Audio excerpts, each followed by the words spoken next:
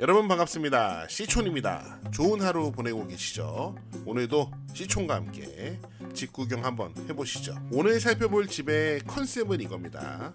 땅도 적당한 크기, 집도 적당한 크기, 주변은 자연이며 시내는 가깝다. 딱 이런 컨셉이에요. 집은 지은 지 얼마 안 됐고요. 가격은 1억대. 모든 조건이 다 맞는 집인 것 같은데 한번 같이 살펴보도록 하겠습니다. 자, 여기가 어디냐? 오늘은 수도권에서 멀지 않습니다. 여기는 충북 제천입니다. 자, 이게 마을의 모습인데요. 동네가 참 깔끔하고 좋습니다. 저 뒤에 산이 굉장히 멋지고요. 지금 마을이 굉장히 양지 바른 것을 여러분이 사진 속에서 확인할 수 있습니다. 자, 이 그림자만 봐도 이 집이 모두 남양집이라는 것을 우리가 알 수 있죠. 남양집 참 중요합니다. 제가 남양집을 참 좋아하잖아요. 여러분도 아마 좋아하실 거라고 생각이 됩니다. 지도로 위치를 먼저 확인하고 가겠습니다. 여기 보시면은 제천 시내가 보이고요. 제천 시내의 북동쪽에 경매물건이 이렇게 자리 잡고 있는 것을 우리가 확인할 수 있습니다. 시내 접근성이 매우 좋죠.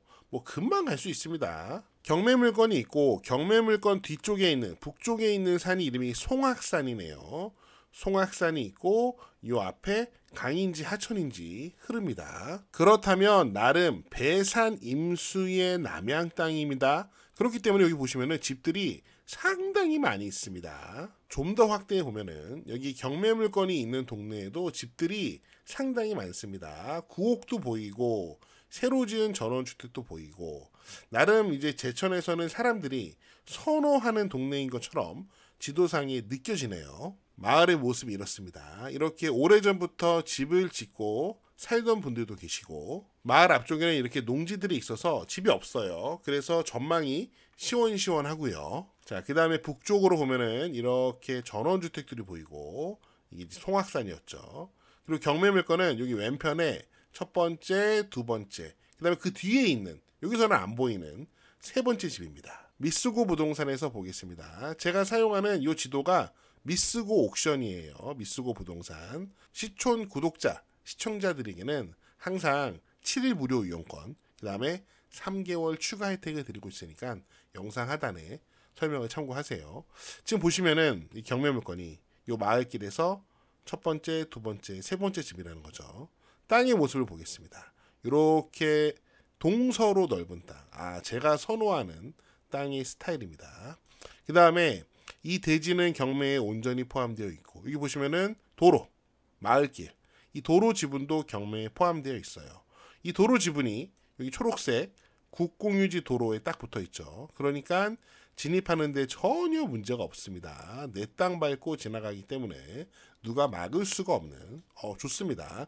이런 모습이고 지금 항공지도상에는 이 부분이 이렇게 농지로 표시되어 있는데 현재 이 땅들도 모두 토목공사가 완료가 된 것 같고요. 언젠가 집이 들어오지 않을까 그런 생각이 저는 듭니다.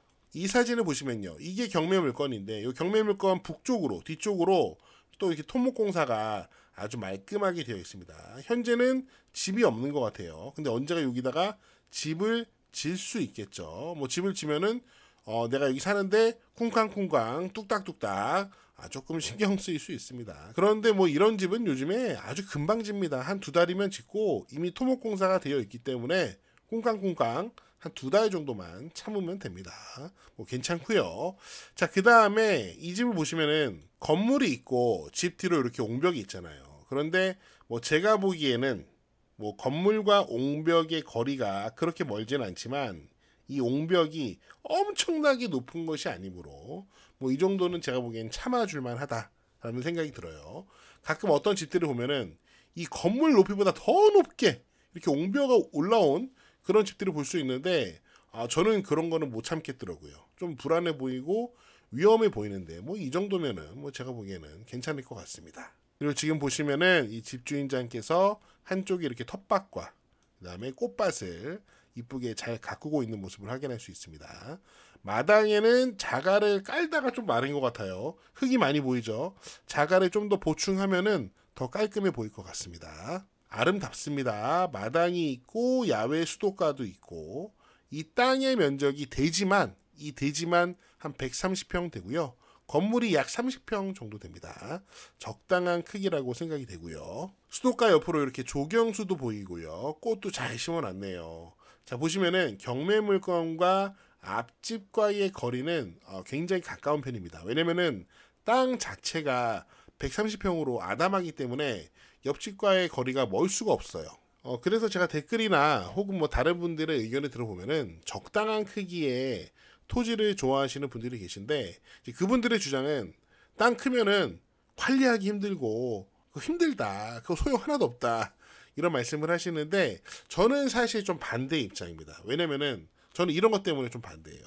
내 땅이 작으면은 남의 집과 가까워질 수밖에 없습니다. 그런데 우리가 시골에 가서 내려가서 살아보겠다 그럴 때는 조금 더 자유롭게 살고 싶은 마음이 좀 있거든요. 근데 이 정도면은 제가 보기에는 도시의 주택과 크게 다르지 않다, 그런 생각이 좀 들어요. 그래서 저의 개인적인 생각으로는 최소 땅은 3,400평은 돼야지 옆집과 거리를 좀 두고 내 마음대로 좀 편하게 쓸 수 있다, 그런 생각을 저는 개인적으로 가지고 있습니다. 그래도 여기 경매물건 데크에서 봤을 때는 요 앞집이 여기 보이긴 하지만, 여기 있긴 하지만 여기 전방 우측에는 집이 거의 없기 때문에 개방감이 참 좋네요. 괜찮습니다. 그런데 데크의 상태가 현재 썩 좋아 보이지 않네요. 빨리 오일스테인 제가 발라주고 싶습니다. 집은 이렇게 생겼습니다. 남쪽 창으로 햇빛이 아주 잘 들고요.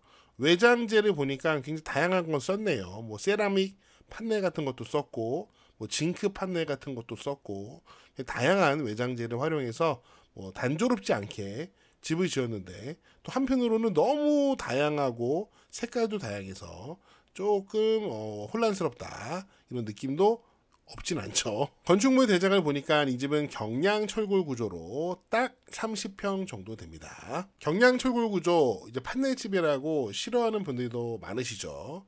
저도 뭐 엄청나게 좋아하는 구조는 아닌데, 제가 나중에 집을 하나 더 지을 거거든요. 반드시 집을 지을 건데, 저는 그때 집을 경량 철골 구조 판넬집을 지을 겁니다. 뭐 어차피 100만 년 살 거 아니잖아요, 우리. 이 집은 2021년도에 지어졌습니다. 거의 새 집이라고 볼 수 있네요. 저는 이 사진을 보면서 이 집에 대해서 굉장히 아쉬운 게 한 가지 있었는데, 그게 뭐냐면요.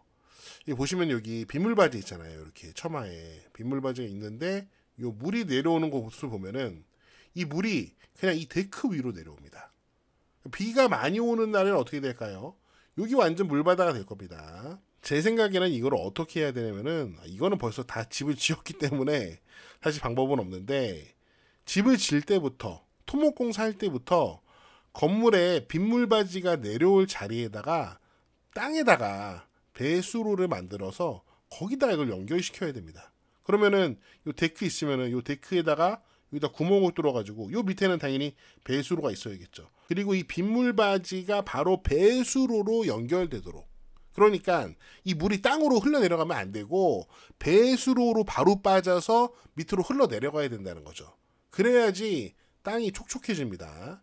이렇게 되면은 요 데크가 참 힘들어할 거예요.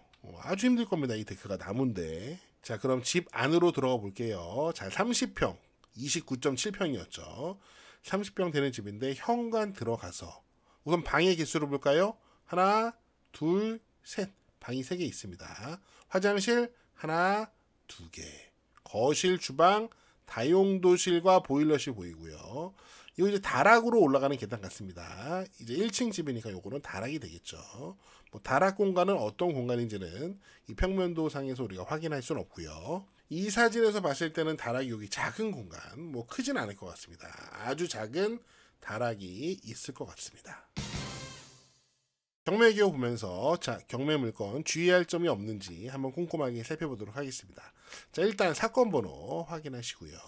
여기 보시면은 건물 전부 토지 지분 왜인지 아시죠? 앞에 있는 도로가 지분이었잖아요. 그래서 토지가 지분이라고 표시되어 있는 겁니다. 대지가 130평 정도 되고 도로 지분이 한 7.8평 이 정도 되는 거라고 보시면 되고요. 자, 현재 감정가가 1억 6천만 원입니다. 1억 6천만 원. 근데 이게 신건이에요.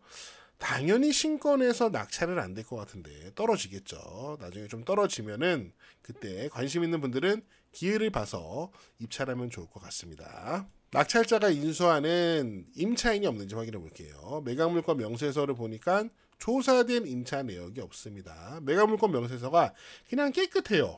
아무것도 없어요. 비고란에도 그냥 일괄 매각 이 얘기밖에 없고요. 매각물건 명세서 상에서 봤을 때는 권리적인 하자가 전혀 없는 것 같습니다. 전혀 느껴지지가 않아요. 등기된 권리들을 봐도 지금 보시면 말소기준 권리, 근저당권 이후로 모두 후순위, 그래서 경매 과정을 통해서 모두 말소가 됩니다. 낙찰자에게 인수가 되지 않는 것들이에요. 그래서 권리적인 하자는 없는 것으로 보입니다. 도로 문제 없었죠. 그 다음에 지금 권리적인 하자 없죠. 안전해 보이는 경매 물건이라고 우리가 판단해도 될 것 같습니다. 그래서 이 집은 제가 더 이상 드릴 말씀이 없는 집인 것 같고요. 여러분 어떻게 보셨는지 여러분의 다양한 의견을 댓글로 남겨주세요. 저는 다음 영상에서 더 재미있고 유익한 내용으로 돌아오겠습니다. 여러분 시촌 어게인!